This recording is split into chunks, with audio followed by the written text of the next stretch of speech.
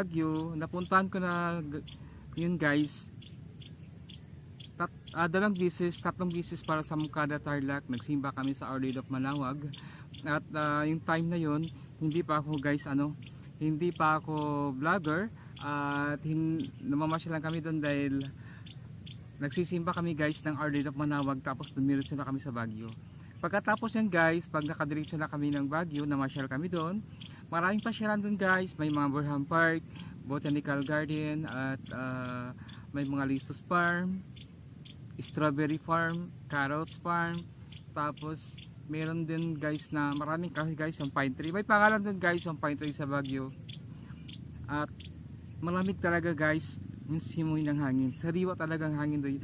Ma-refresh ka talaga sa hangin doon sa Baguio. Dahil ang sarap talaga ng feeling. Parang hindi ka napapagod guys pag nandun ka na. Kahit anong ginagawa mo, mag-exercise ka man, hindi